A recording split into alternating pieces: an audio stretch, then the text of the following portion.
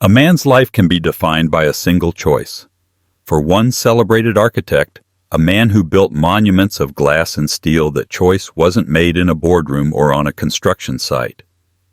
It was made in the hushed, steam-filled quiet of a luxury spa, while his pregnant wife, the woman he had sworn to protect, fought for her life and the life of their unborn child just miles away in an ICU. He thought his secrets were safe, hidden behind a firewall of public adoration and carefully curated social media posts. But he forgot about the cameras. Not the news cameras that followed his every success, but the small, silent ones that see everything and never forget. This is the story of how a few spa pictures and a single strip of security footage didn't just expose an affair, they demolished a man's entire world. To the outside world, they were the epitome of modern success. He was a visionary architect, the kind whose name was whispered in the same breath as the celebrity clients who commissioned his sprawling, gravity-defying homes. His work was a fixture in glossy magazines, his face a familiar, handsome presence on design panels and at philanthropic galas. He had cultivated an image of effortless brilliance, a man who could shape landscapes and skylines with the same easy charm he used to captivate a room. She, his wife, was the heart of that image. With a smile that could disarm the most cynical critic and a gentle spirit that seemed to radiate warmth, she was the perfect counterpart to his ambition. She had set aside her own promising career in art curation to build their home to be the steady foundation upon which he launched his meteoric rise. Now at 8 months pregnant with their first child, a son, she was luminous.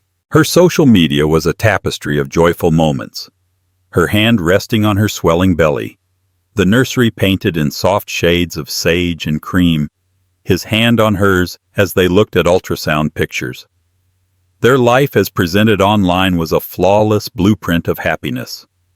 Their home, one of his own designs, was a testament to this public narrative. A marvel of cantilevered floors and vast glass walls overlooking a rugged canyon, it was a place that blurred the line between inside and out. But for all its transparency, it held its secrets well. Lately, the glass had begun to feel less like a window and more like the wall of a cage. The easy laughter had become strained, the silences between them growing longer and heavier. He was working later, his phone always angled away from her, buzzing with texts he dismissed as demanding clients or contractor emergencies. She saw the flicker of annoyance in his eyes when she'd ask for more, a shadow that his charming smile could no longer quite conceal. She chalked it up to stress. The baby was coming, and his latest project, a flagship museum for a tech billionaire, was his most ambitious yet. He was under immense pressure. So she pushed her own anxieties down, focusing on the new life growing inside her. She told herself that once the baby arrived, the fractures in their perfect facade would heal. The silence would be filled with cries and coos, and his attention, so often directed outward at the world, would be drawn back home. The evening it happened started like any other tense evening. He was late arriving home long after the sun had bled out behind the canyon walls. He smelled faintly of a perfume that wasn't hers, a sweet cloying scent he explained away as a hug from a real estate agent at a networking dinner. He was distant, his mind clearly elsewhere as she spoke about her final prenatal class. An argument began to simmer, a familiar argument about his absences, about the emotional chasm that had opened between them. "I just need you here," she said, her voice trembling slightly. "With the baby coming, I need my husband. And I need to secure our future," he retorted, his voice sharp with a frustration that felt disproportionate to her plea. "This museum deal is everything. Do you have any idea the kind of pressure I'm under?" The argument escalated, their voices rising in the cavernous glass-walled living room. Then a sudden blinding pain shot through her abdomen, a cramp so violent it stole her breath and buckled her knees. She cried out, clutching her stomach as a wave of dizziness washed over her. A dark, terrifying warmth spread down her legs. His anger evaporated instantly, replaced by a mask of panic. The rush to the hospital was a blur of screeching tires and frantic phone calls. In the sterile fluorescent glare of the emergency room, doctors and nurses moved with a terrifying urgency. Words like placental abruption and fetal distress hung in the air, sharp and incomprehensible. He stood in the hallway, his hands pressed against the cool wall, the picture of a distraught husband.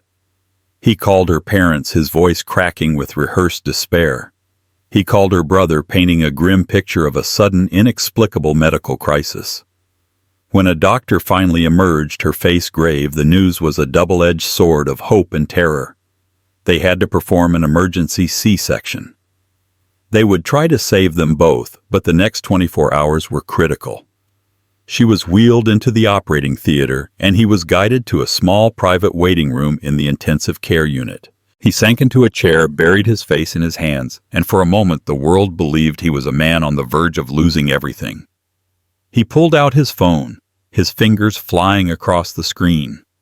A few minutes later, a post appeared on his widely followed Instagram account. It was a picture of their hands, his holding hers, taken weeks ago. The caption was a masterpiece of controlled anguish. "My entire world is in the hands of the incredible doctors here tonight. Please pray for my beautiful wife and our unborn son. I've never been so scared in my life." The post exploded. Messages of love, support, and prayer flooded in from friends, clients, and thousands of strangers who had followed their perfect life. He was lauded for his vulnerability, for his deep love for his wife. He had set the stage perfectly. As his wife lay on an operating table under the harsh glare of surgical lights, her life hanging by a thread, her devoted husband was meticulously curating the public narrative of his grief. Her brother arrived at the hospital an hour later, his heart pounding a frantic rhythm against his ribs. He was a history teacher, a man of quiet observation and methodical thought, the temperamental opposite of his sister's charismatic husband. He'd always harbored a sliver of doubt about the architect, a feeling he could never quite articulate. It was in the way the man's smile never fully reached his eyes, the way his stories were always just a little too polished, a little too perfect. But he had kept his skepticism to himself for his sister's sake.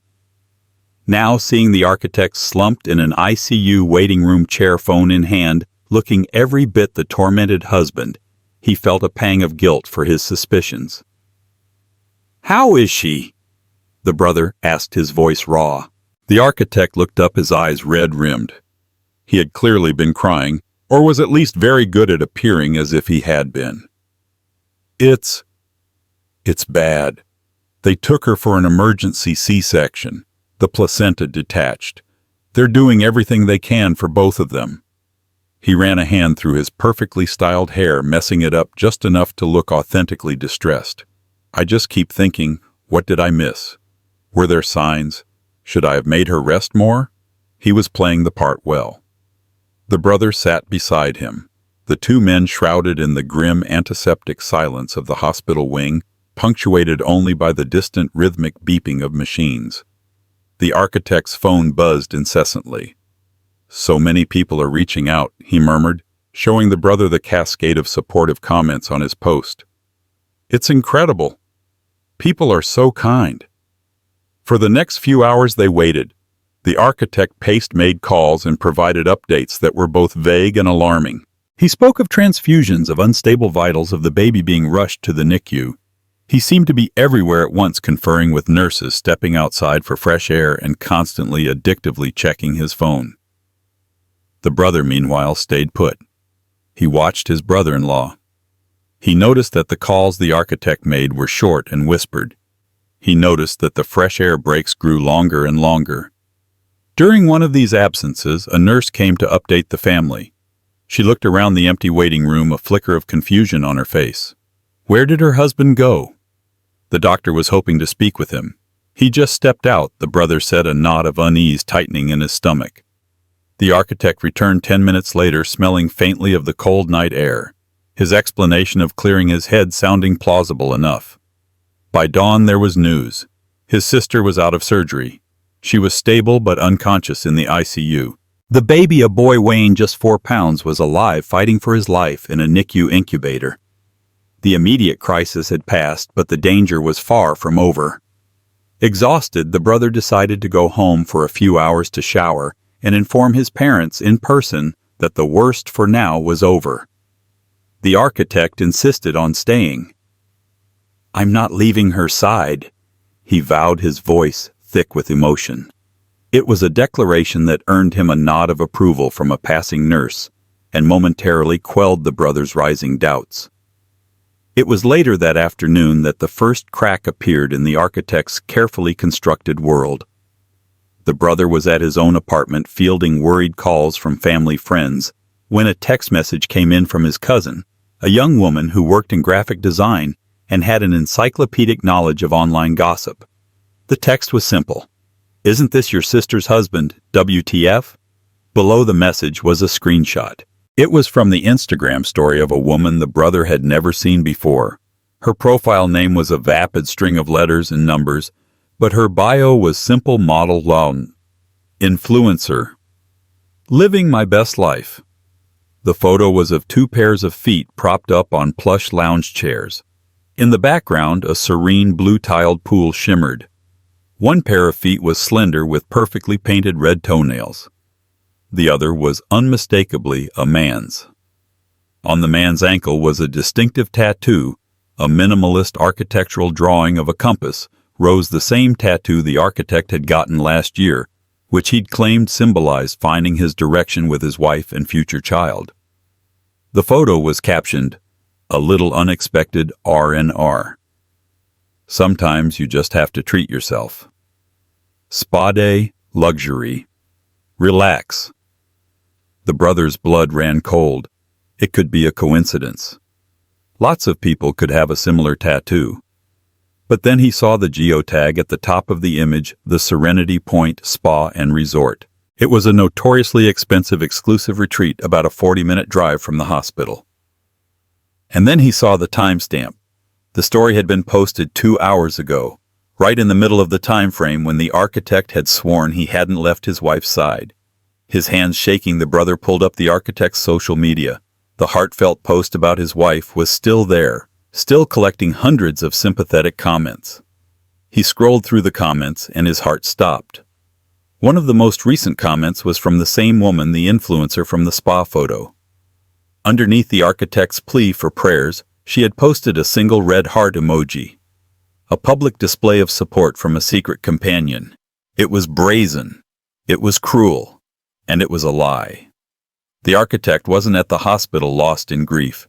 He was at a luxury spa with another woman getting massages while his wife lay unconscious, and their newborn son struggled to breathe in a plastic box. The brother felt a surge of pure, unadulterated rage. The vague unease he'd felt for years had just crystallized into a terrible, undeniable certainty. He looked at the screenshot again at the 2 pairs of feet relaxing by the pool. The mask of the grieving husband hadn't just slipped. It had been torn off and stomped into the ground. He now knew with sickening clarity that this wasn't just a medical tragedy. It was a betrayal of the deepest and most depraved kind. The rage was a fire in the brother's chest, but he forced it down, banking it into a cold, hard resolve. A public confrontation would only cause more pain for his sister, who was still in a fragile state. He couldn't burst into the ICU waving a screenshot and screaming accusations. It would be his word against the architect's, and the man was a master manipulator. He needed more. He needed undeniable, irrefutable proof. He needed to build a case brick by brick, just as his brother-in-law built his soulless glass houses. He became a reluctant detective, his history classroom lectern replaced by his laptop screen, his historical texts replaced by a labyrinth of social media profiles and digital footprints. He started with the Mistress. Her online presence was a curated gallery of vanity. Photos in bikinis on exotic beaches, designer bags perched on the passenger seats of luxury cars, champagne glasses clinking in rooftop bars. She was a professional at being pampered. He scrolled back months, then a year. A pattern emerged. She would post from a city, Milan, Paris, Aspen, and within a day or two, the architect would post a business trip photo from the same location. It was a ghost narrative running parallel to his public life hidden in plain sight. The brother's next stop was the hospital. He returned that evening, his demeanor calm and somber. The architect was there back in his role, his face etched with concern. He explained his earlier absence with a new, smoother lie. "My apologies. I had to step out," he said, his voice low and confidential. "One of the main investors for the museum project is an older gentleman, very traditional. He heard about what happened and insisted on meeting for coffee. I tried to put him off, but he's eccentric. I had to go, otherwise the whole project could have been jeopardized. It was the last thing I wanted to do, but I had to think of our family's security." It was a brilliant lie, weaving his ambition into a narrative of reluctant duty. But the brother knew it was a lie. He just nodded, filing it away. He began speaking quietly with some of the nurses on the floor, under the guise of getting a more detailed understanding of his sister's condition. He was polite, patient, and deeply concerned, which made them open up to him. He mentioned his brother-in-law's dedication. "He seems so devoted, barely leaves," the brother commented to an older, seasoned nurse. She gave him a sympathetic but knowing look. "He's here a lot, dear, but he does take long breaks. This afternoon he was gone for a good 3, maybe 4 hours. We all need to decompress in our own way, I suppose. 3 or 4 hours. Enough time to drive to the Serenity Point, have a spa treatment, and drive back." Another brick fell into place. The investigation took a darker turn when the brother, driven by a gnawing suspicion, decided to look into their finances. His sister, in a moment of foresight a year ago, had given him the login information for their joint accounts, making him a secondary user with viewing privileges. "Just in case of an emergency," she had said with a laugh. She could never have imagined this. He logged in. The main checking account looked normal enough at first glance. But the joint savings account, the one they had been building for the baby and a future down payment on a larger home, was a wasteland. Over the past 6 months, there had been a series of large, systematic withdrawals. Tens of thousands of dollars moved in clean, round numbers to a credit card account that was in the architect's name only. He clicked on the credit card statement. The fire in his chest roared back to life. The charges were a map of the architect's secret life. 5-star hotels in cities where he had no projects. Extravagant dinners for 2 at Michelin-starred restaurants. High-end jewelry stores. And then he found a charge from 2 days ago. A prepayment for a couple's Serenity package at the Serenity Point Spa and Resort for $2,500. It wasn't just an affair. It was a systematic plundering of their shared future. He was funding his secret life with the money his wife thought they were saving for their son. The betrayal wasn't just emotional. It was a calculated financial drain, a theft hidden behind kisses and promises. The architect wasn't just cheating on his wife. He was robbing his own child. The brother felt sick. He now had the timeline, the motive, and the financial trail. He had the spa picture and the credit card statement. It was a strong case, but still the architect could try to spin it. He could claim his friend used his card. He could say the picture was old. He was a professional liar, and his public reputation was his shield. The brother knew he needed something more. Something the architect couldn't talk his way out of. He needed something objective, unemotional, and absolute. He thought about the geotag on the Mistress's photo. The Serenity Point Spa and Resort. An exclusive establishment like that, catering to the wealthy and famous, would have state-of-the-art security. They would have cameras. A new audacious plan formed in his mind. He had to get that footage. He wasn't a lawyer or a cop. He had no authority to demand it. But he was a brother fueled by a righteous fury. He would go to the spa himself. He would find a way to get a look at their security tapes from yesterday. He would get the final, irrefutable piece of evidence that would not just expose the architect, but utterly destroy him. The unraveling thread had now led him to a single crucial point. A silent camera mounted on a wall. A camera that held the truth. The Serenity Point Spa and Resort was even more opulent than its website suggested. A long, winding driveway curved through manicured gardens, leading to a sprawling complex of stone and cedar. It was a temple of tranquility built for people who could afford to buy silence. The brother, dressed in a borrowed blazer to look the part, felt his stomach clench as he walked into the lobby. The air was thick with the scent of eucalyptus and lavender, a smell that now seemed nauseatingly obscene. He approached the front desk, his heart hammering against his ribs. The manager was a woman in her 50s with a perfectly composed face and an air of impenetrable professionalism. He had rehearsed his story a dozen times in the car. "Good afternoon." He began, his voice steady despite the tremor in his hands. "I was hoping you could help me with a small but rather urgent issue. My name is Mr. Smith." He hated lying, but it was a necessary evil. "I was here yesterday afternoon visiting a friend, and I believe my car may have been dinged in your parking lot.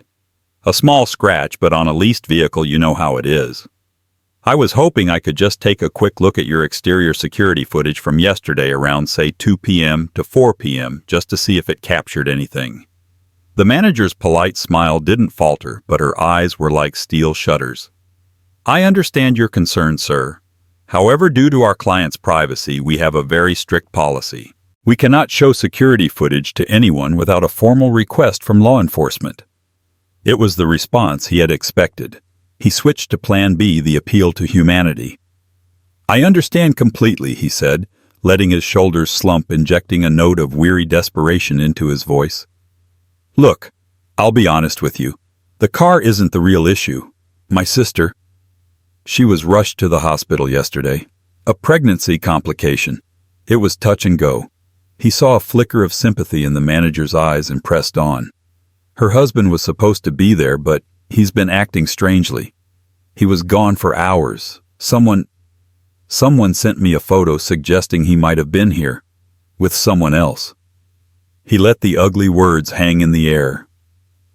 "His wife, my sister, is lying in an ICU bed. She could have died. Their baby is in the NICU. If he was here, I just need to know. For my sister's sake. Before she wakes up and asks for the man who abandoned her in her darkest hour. I'm not going to make a scene. I won't name names. I just need to see it for myself. Please." He saw the war in her expression, the trained professionalism versus a basic human decency. She hesitated, glancing around the empty lobby. "Wait here," she said, her voice barely a whisper. She disappeared into a back office. The brother waited for what felt like an eternity, his mind racing. He had one last card to play, the threat of public exposure. He could tell her that if the spa was found to be protecting a philanderer who abandoned his critically ill wife, the resulting scandal would be far worse for their reputation than a quiet, discreet viewing of a tape. But he hoped he wouldn't have to. The manager returned, her face grim.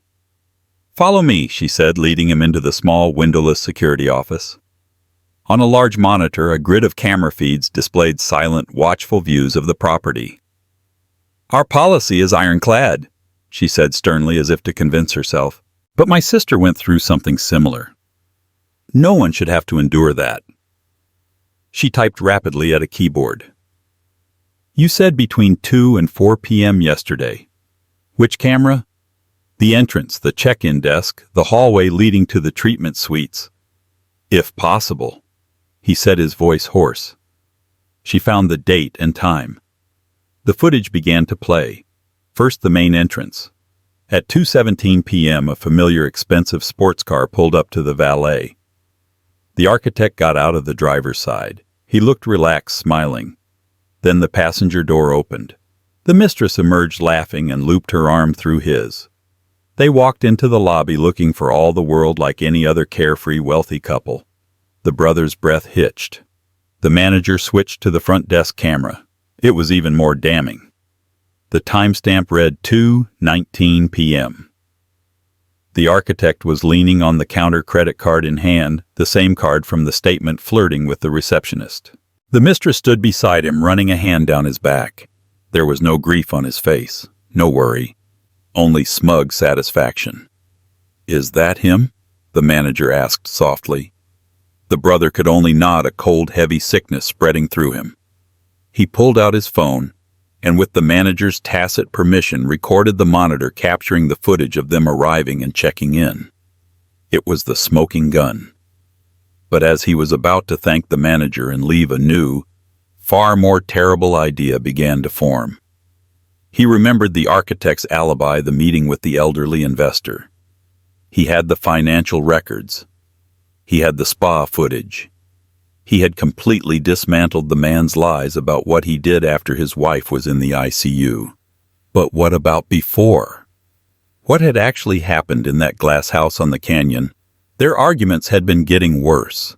His sister had sounded more and more distressed in their calls. He drove home in a daze, the victory of securing the spa footage overshadowed by a new creeping dread. He had access to their home security system. His sister had insisted he install it and had given him the master login. It was a simple system, a camera on the front door, one covering the back patio, and one in the main living area, which she'd wanted to use as a baby monitor for when their son was old enough to play.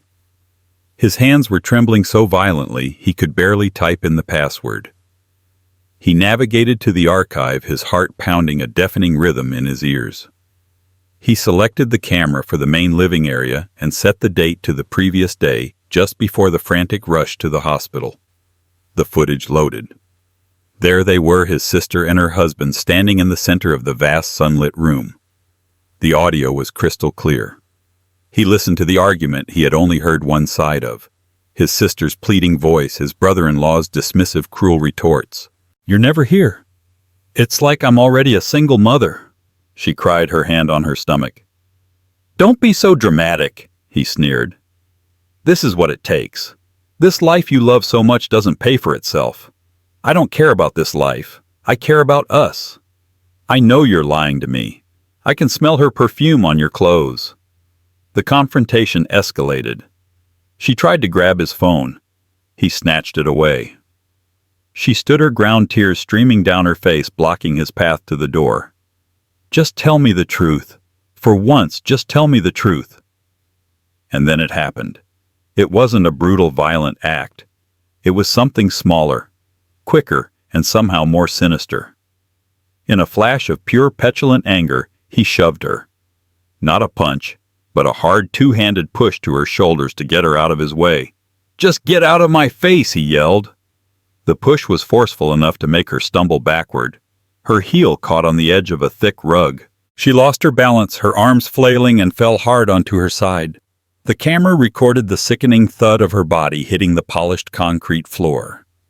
It recorded her sharp, agonized gasp. It recorded the architect freezing for a split second, his face a mask of shock and fury, before it melted away into feigned panic as he knelt beside her. The brother stopped the playback, a strangled cry escaping his lips. His entire body went cold. It wasn't a random medical complication. The placental abruption wasn't a cruel twist of fate. It was a trauma-induced injury. The fall that he had caused. He stared at the frozen image on his screen. The architect, the great man, the celebrated visionary standing over his fallen pregnant wife. The spa pictures were evidence of a cheat. The bank statements were evidence of a thief. But this was the testimony of a silent, unblinking witness to an act of violence that had nearly killed his sister and their child. This footage didn't just end a career. It ended the man. For 2 days, the brother sat on the evidence, a toxic arsenal of digital files that felt like it was burning a hole in his hard drive. He felt like a man holding a detonator, knowing that the push of a button would cause an explosion from which there was no recovery. During those 2 days, he visited the hospital. His composure a carefully constructed dam holding back a flood of fury. His sister was improving. She was conscious, though weak and heavily medicated. She would drift in and out of sleep, her first question always the same. "Is the baby okay?" The baby was a fighter. He was still in the NICU, tiny and frail in his incubator, but his vital signs were stabilizing. Hope was beginning to cautiously permeate the sterile air of the ICU. The architect was ever present, a phantom of devotion. He held his wife's hand, whispered soothing words, and brushed her hair from her forehead. He spoke to the doctors with an air of intelligent concern. To the recovering wife and to the world, he was the hero of the hour, the steadfast husband who had never left her side.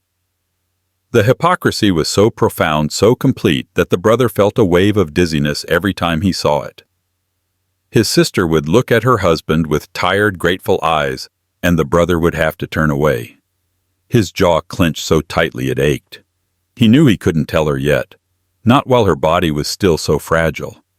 The shock could cause a catastrophic setback. He consulted with her primary doctor, a compassionate physician who listened intently as the brother laid out a redacted version of the story, focusing on the extreme emotional distress the husband was about to face. The doctor agreed the wife needed to be stronger before she could handle any significant emotional trauma. So the brother planned the reckoning. He contacted his parents, tough, no-nonsense people who had raised their children to value integrity above all else. He showed them everything: the spa pictures, the bank statements, the mistresses flaunting social media. Their heartbreak was swiftly replaced by a cold, protective fury. Then he showed them the final video. The push, the fall. His mother let out a strangled sob, and his father's face hardened into a mask of granite. He also consulted a lawyer, a sharp, formidable woman who specialized in high-conflict divorces. She watched the evidence with a grim, professional calm. "This isn't just a divorce case anymore," she said, her voice steely. "The spa photos and financial records will crucify him in civil court. But the home security footage, that's grounds for criminal charges. Assault, reckless endangerment. He didn't just cheat. He assaulted her, and that act directly led to a life-threatening medical event for both her and the child. The plan was set.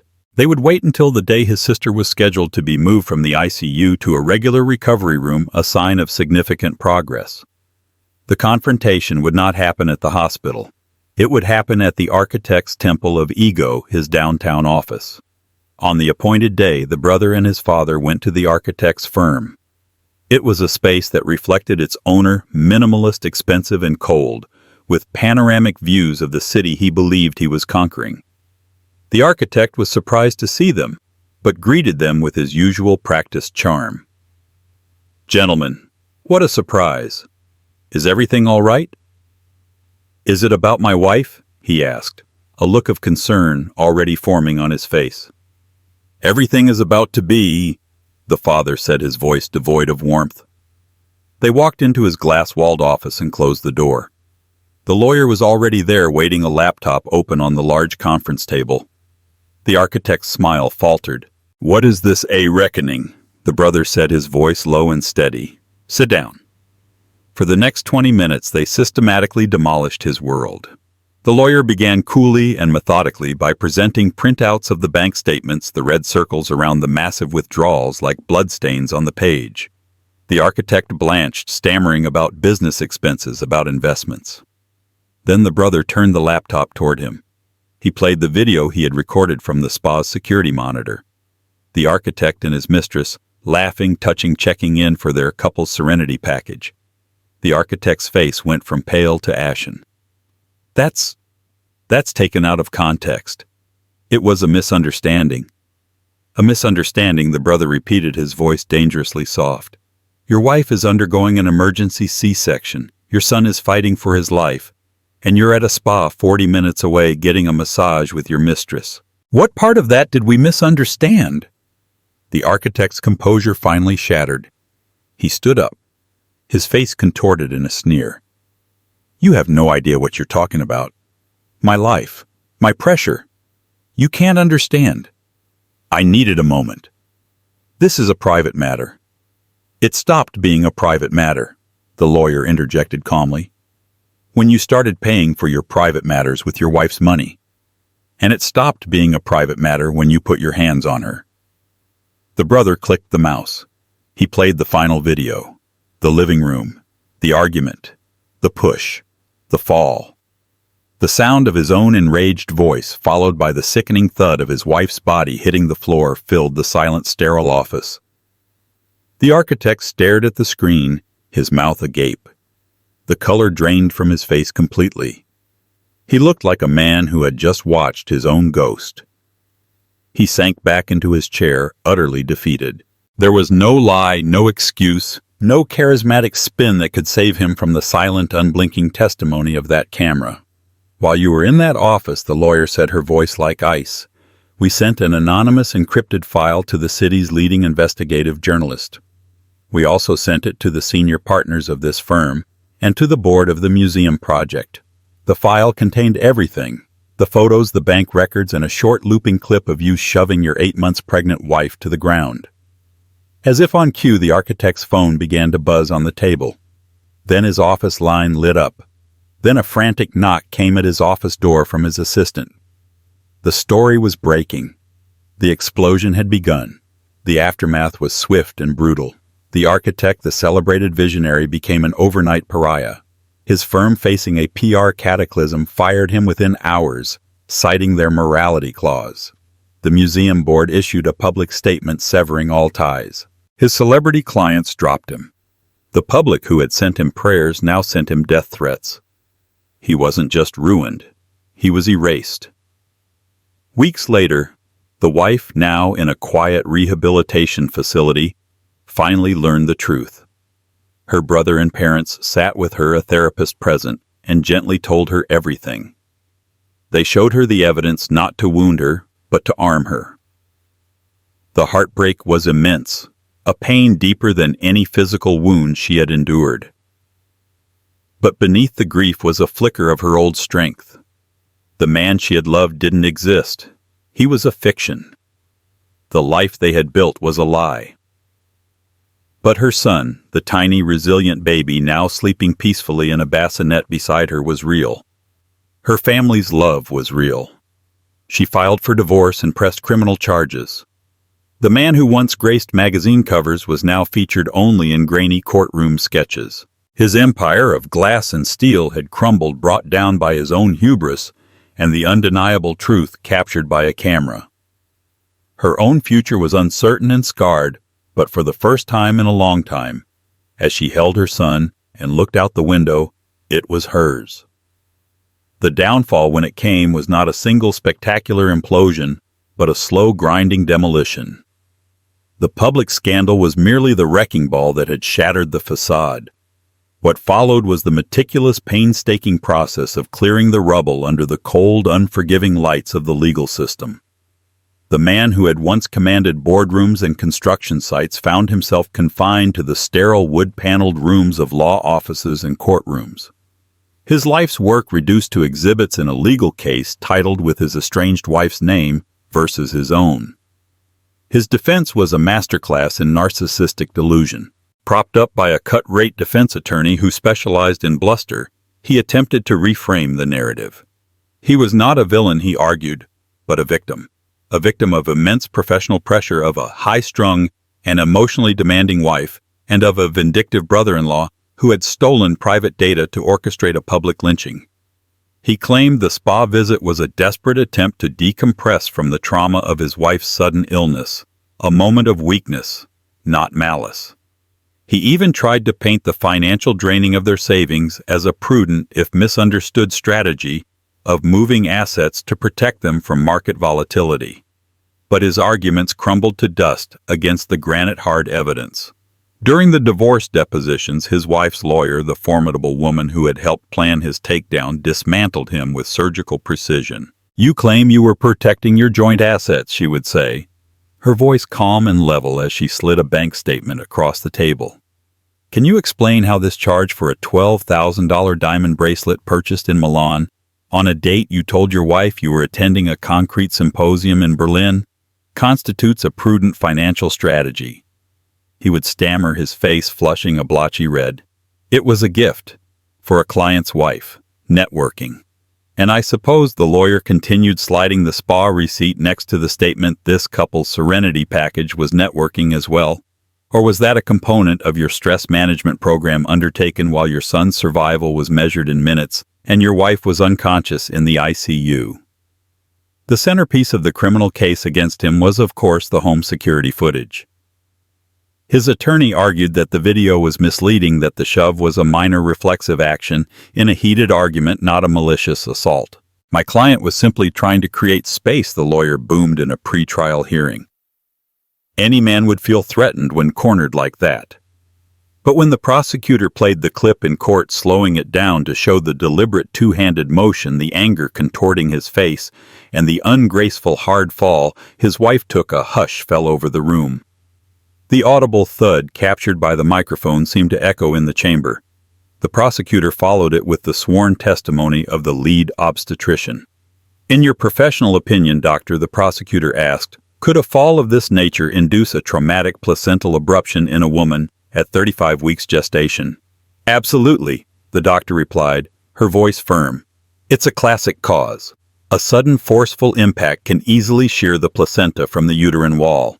In the absence of any other pre-existing conditions, the fall is the most probable cause of the medical emergency." While her ex-husband's life was being dissected in public, the wife was quietly building a new one.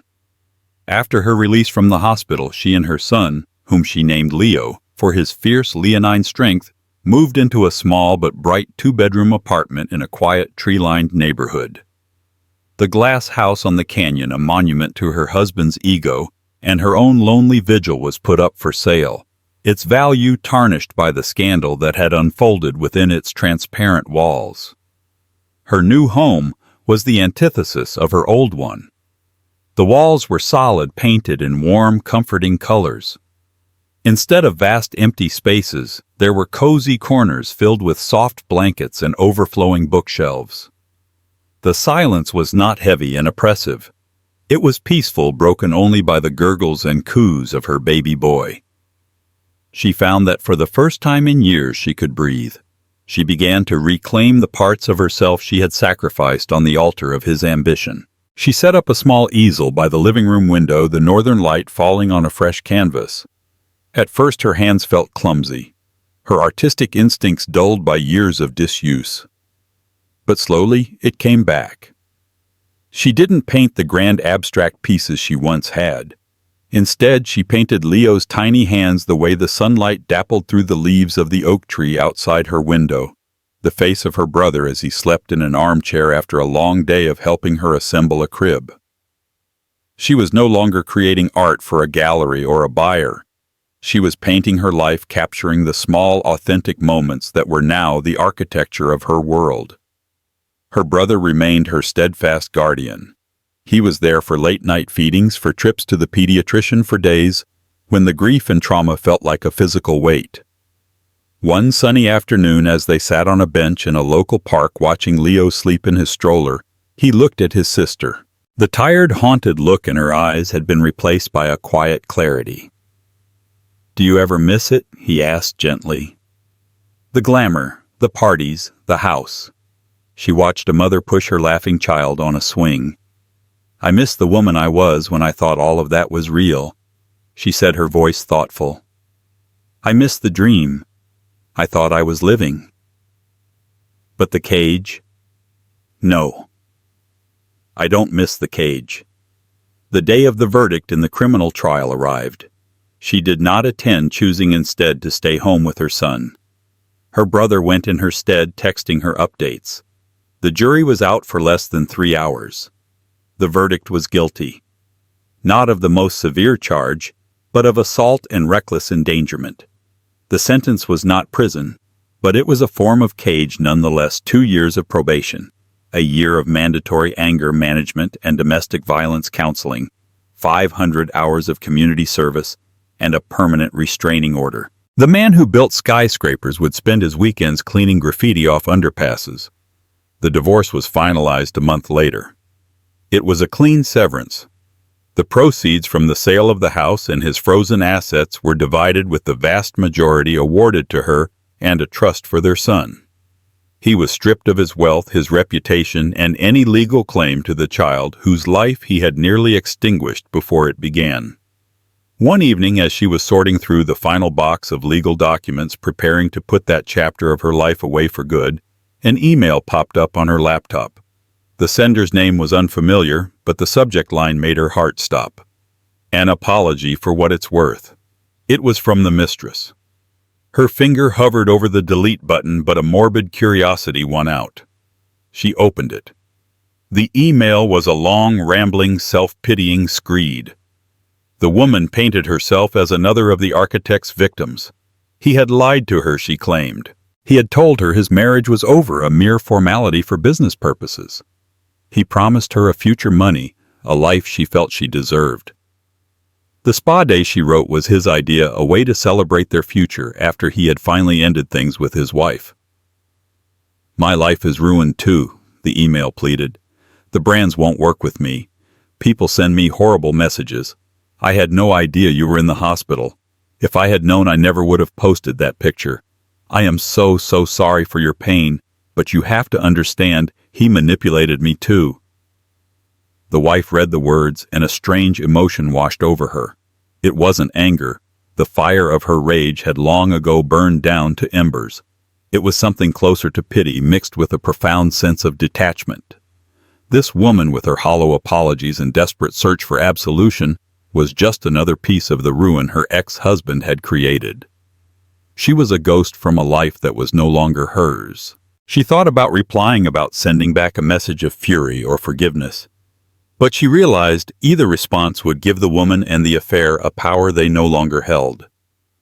They were irrelevant. She dragged the email to the trash folder and emptied it, the digital equivalent of sweeping the last shard of broken glass out the door. Later that night, with Leo sleeping soundly in his room, she stood in her quiet living room. The legal papers were packed away. The ghosts were exorcised. She caught her reflection in the dark glass of the window pane. She saw a woman who was no longer defined by a man, a house, or a tragedy. She saw a mother, an artist, a survivor. Her old life had been built of cold glass and brittle steel, a beautiful structure that was ultimately hollow. Her new life was smaller, quieter, but it was built from stronger materials. Truth, resilience, and the unbreakable bond of a mother's love. And she knew with a certainty that warmed her to her core that this was a structure that would never fall. This story is a stark and harrowing reminder that the truth, no matter how deeply buried, has a way of coming to light. It's about the devastating consequences of betrayal and the incredible resilience of the human spirit in the face of unimaginable heartbreak. While the architect built his life on a foundation of lies, his wife, supported by the unwavering love of her family, began to build a new life on a foundation of truth and strength for herself and her child. His career ended not with a bang, but with the quiet, damning evidence of a camera's steady gaze. If this story of justice and survival moved you, please take a moment to hit the like button and share it with others. These real-life accounts serve as powerful lessons. For more stories that delve into the complexities of human nature and the moments that define us, make sure to subscribe to the channel and turn on notifications. Thank you for listening.